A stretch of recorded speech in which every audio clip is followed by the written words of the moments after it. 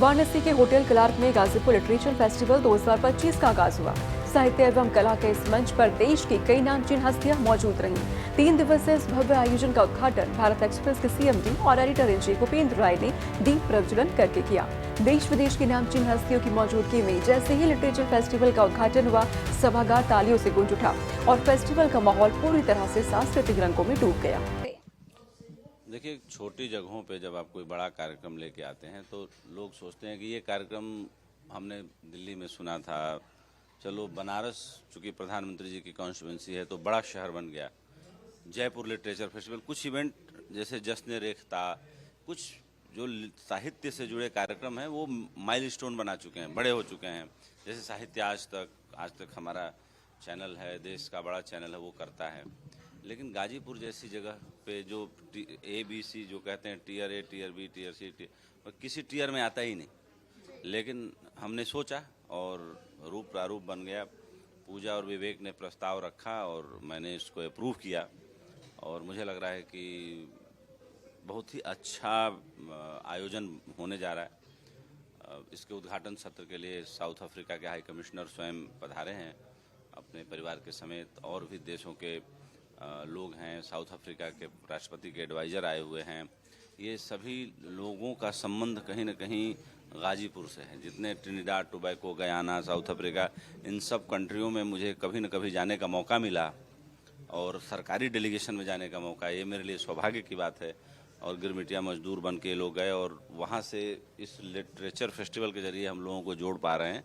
ये हमारे लिए बहुत सौभाग्य की बात है और अच्छा मौका है और लोगों का अच्छा प्रतिसाद मिल रहा है। लोग आ रहे हैं।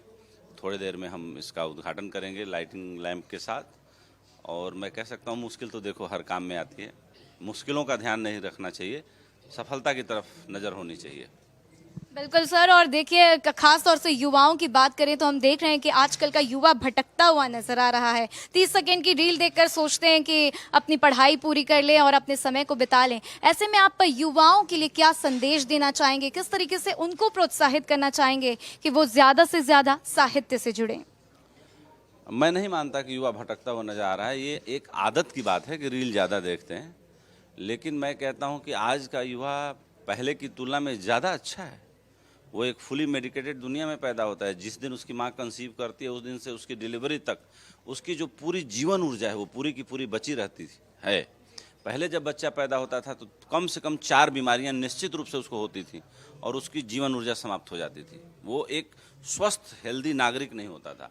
अभी का जो बच्चा है वो बड़ा कमाल का बच्चा है। उसको अच्छा डायरेक्शन देने की ज़रूरत है, अच्छे अवसर मुहैया कराने की ज़रूरत है।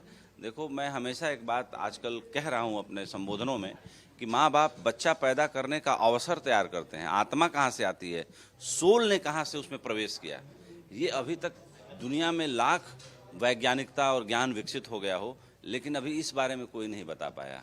तो कौन सा बच्चा किस सोल की जर्नी से निकल के वहाँ तक पहुँचा है, इसके बारे में किसी को कोई जानकारी नहीं है और न कोई जानकारी बता पाया। अगर इसको कोई डिकोड कर पाया तो मुझे लगता है कि ईश्वर की सत्ता हार जाएगी, आदमी की सत्ता जीत जाएगी। और मेरा ये दावा है कि ईश्वर की सत्ता के सामने आदमी की सत्ता का कोई मोल ही नहीं, कोई हैसियत ही नहीं। इसलिए ईश्वर की सत्ता कमाल की सत्ता है। हर बच्चे में बहुत विलक्षण गुण है, हर बच्चा अपने आप में यूनिक है।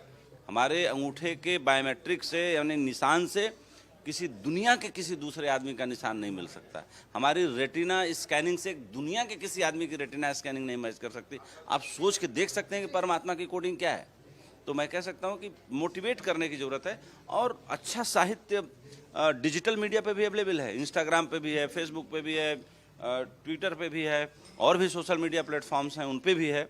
उसको देखने जानने की ज़रूरत है। हमें अपने बच्चों के अंदर की उस जीवन ऊर्जा को जगा के उनको मोटिवेट करने की ज़रूरत है। बच्चे बहुत ही सुंदर हैं, बहुत ही स्वस्थ हैं, बहुत बेहतर कर रहे हैं। साहित्य की दिशा में गाजीपुर के लिए सर आप क्या संदेश देना चाहेंगे? गाजीपुर भारत देश के उन जिलों में से है जिसने साहित्य सेवा में बहुत बड़ा योगदान दिया है। अध्यात्म और साहित्य गाजीपुर की धरोहर रही है। मैं कह सकता हूँ कि कुबेरनाथ राय जैसा ललित निबंधकार भारत देश में दूसरा नहीं पैदा हुआ। डॉक्टर विवेकी राय जैसा साहित्यकार दूसरा पैदा नहीं हुआ। भोलानाथ गहमरी जैसा हास्य कवि ढूंढे से आपको नहीं मिलेगा। डॉक्टर राहिम मासूम रजा जैसा पटकथा लिखने वाला दूसरा कोई भारत देश में नहीं है। ये सारे लोग गाजीपुर से थे। मैंने बचपन में कहीं पढ़ा था, मुझे याद नहीं, अगर मैं गलत हूं तो जरूर इसको करेक्शन किया जाना चाहिए। पंडित रविशंकर का जन्म हमें पता है कि नुसरतपुर गाजीपुर में गांव है, वहां हुआ था। उसके बाद वो लोग माइग्रेट करके छोड़ के चले गए थे। गाजीपुर वीर अब्दुल हमीद की भूमि है। मतलब जिस तरह से डॉक्टर वीर अब्दुल हमीद डॉक्टर नहीं थे, वो मेरे मुंह से गलत निकला। वीर अब्दुल हमीद साहब जिस तरह से 1965 के वार में जो लड़ाई लड़ी पाकिस्तान के खिलाफ, उसमें जो वीरता का और शौर्य का परिचय उन्होंने दिया वो अद्भुत है। वैसा मुझे नहीं लगता कि एक जीप पर टैंक था और पाकिस्तानी सेना के मुकम्मल टैंकों को नष्ट किया और लड़ाई लड़ी और उनको परमवीर चक्र मिला, जो मतलब सम्मान और शौर्य का सबसे ऊंचा ओहदा है। तो गाजीपुर के बारे में तो मैं कह सकता हूं कि अध्यात्म की बात करें तो स्वामी विवेकानंद के गुरु स्वामी रामकृष्ण परमहंस ने पौहारी बाबा के पास उनको भेजा। वो वहाँ आके रहे लंबे समय तक और उनसे योग की और गहरे ध्यान की दीक्षा लेकर के गए। तो ये राजा गांधी की नगरी है और यहाँ कह सकते हैं कि गंगा अपनी दिशा बदलती है। क्यों बदलती है इसका कारण नहीं पता किसी को। एक दिशा से दूसरे दिशा में बहने वाली नदी कर्व लेकर के दिशा बदल के आगे जाती है। तो गाजीपुर बहुत ही अच्छी धरा है और ऋषियों की धरा है। यहाँ से ज्ञान की गंगा निकली। ये महोत्सव भारत डायलॉग्स और भारत एक्सप्रेस की संयुक्त पहल है। उद्घाटन के दौरान भारत डायलॉग्स की सह संस्थापक और गाजीपुर लिटरेचर फेस्टिवल की डायरेक्टर पूजा प्रियनवंदा और फेस्टिवल निदेशक विवेक सत्यमित्रम की मौजूदगी में इसका आयोजन हुआ। कार्यक्रम में भारतीय साहित्यिक और सांस्कृतिक जगत से भी कई प्रमुख हस्तियां फेस्टिवल में शामिल हुई।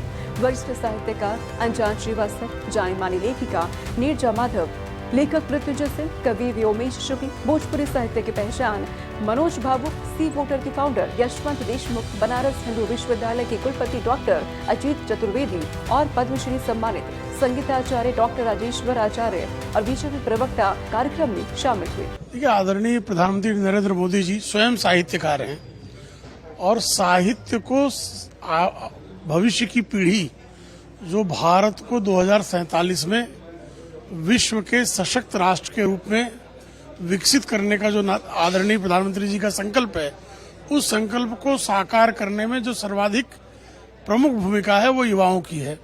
और उस युवा को जो है, आप जब तक साहित्य का संस्कार नहीं देंगे तब तक वह विकसित भारत तो बन जाएगा, लेकिन उस विकसित भारत में क्या भारत की सांस्कृतिक चेतना जो है उसका पुट होगा। तो भारत की सांस्कृतिक चेतना के साथ सिर्फ भारत का विकास भौतिक नहीं होना है, भारत का विकास आध्यात्मिक भी होगा, भारत का विकास सभ्यता मूलक भी होगा, भारत का विकास सांस्कृतिक भी होगा। वो समग्र विकास की दृष्टि से ही आदरणीय नरेंद्र मोदी जी हमेशा युवाओं को साहित्य के प्रति उनमें अनुराग विकसित हो, इस दिशा में भी वो हमेशा कार्य करते हैं। बिल्कुल, तो ऐसे में युवाओं के लिए क्या संदेश है? क्योंकि हम देखते हैं युवा आजकल 30 सेकंड की रील देखकर आगे बढ़ जाते हैं और मुझे लगता है कि बहुत कम ही कोशिश होती होगी कि 300 पन्नों की किताब वो पढ़ें और समय दें। तो आप उनको क्या संदेश देंगे? देखिए, काशी की धरती पर जो है गाजीपुर फेस्टिवल होना, लिटरेचर फेस्टिवल होना, काशी जो है वो वैश्विक साहित्य का जो है वो गर्भ स्थल है। और जो है जब तक आप जो है साहित्य के साथ जब तक पढ़ेंगे नहीं तब तक भविष्य को गढ़ेंगे नहीं। तो पढ़ने से ही जो है भविष्य को गढ़ने का जो आपका संकल्प है उसकी सिद्धि का मार्ग प्रशस्त होता है। तो इसलिए जो है हर किसी को साहित्य के प्रति अनुराग जगाने के लिए इस तरह के साहित्य पर्वों का नित्य आयोजन होना चाहिए। इसके लिए मैं भारत एक्सप्रेस और विशेष करके उसके सीएमडी आदरणीय उपेंद्र राय जी का अभिनंदन करता हूं। उद्घाटन सत्र में देश विदेश के कई प्रतिष्ठित मेहमान मौजूद रहे। दक्षिण अफ्रीका के भारत में high command commissioner professor Anil Sukhlal, दक्षिण अफ्रीका के प्रतिष्ठित सांस्कृतिक सलाहकार और कवि जोलानी मिकवा, गयाना हाई कमीशन के डिप्लोमेट केशव तिवारी, अंतर्राष्ट्रीय प्रतिनिधि मैट सिडोलो और कामिला यूनिक। इसके अलावा गिरमिटिया समुदाय की पहचान रखने वाले कलाकार राजमोहन और रामोइन भगवंदीन विशेष रूप से उपस्थित रहे। इनके साथ ही दक्षिण अफ्रीका से आई नीलिस्त्रा सुखलाल भी उद्घाटन समारोह का हिस्सा बनी। इसके साथ ही सिद्धिविनायक ट्रस्ट के कोषाध्यक्ष आचार्य पवन त्रिपाठी भी मौजूद रहे। देखिए, सर्वप्रथम मैं भारत एक्सप्रेस और उसके CMD श्री उपेंद्र राय जी का मैं अभिनंदन करता हूं कि जिन्होंने इतना सुंदर कार्यक्रम यहाँ पर आयोजित किया है। और निश्चित रूप से साहित्य और आध्यात्म का एक बहुत ही गहरा रिश्ता है, क्योंकि हमारे यहाँ जो सबसे प्राचीन परंपरा है वह आध्यात्म में वेदों से ही साहित्य की परंपरा है। तो हम सभी लोगों की एक जिम्मेदारी बनती है, एक धर्म बनता है कि इस साहित्य परंपरा को आगे लेकर के जाएं, क्योंकि जब हमारी साहित्य, हमारी संस्कृति फलेगी फूलेगी तो हमारे संस्कार और समाज निश्चित रूप से आगे बढ़ेगा। सर, अगर हम आज की पीढ़ी की बात करें तो आज की पीढ़ी का क्या है कि वो साहित्य को इतना ना तो समझते हैं और ना ही उन्हें इतना इंटरेस्ट है। उन्हें लगता है कि फटाफट से सोशल मीडिया पर थोड़ा बहुत देखा, पूरा 300 पन्नों की किताब क्या पढ़नी है। तो आप उनको क्या संदेश देना चाहेंगे कि किस तरीके से वो साहित्य में रुचि ले?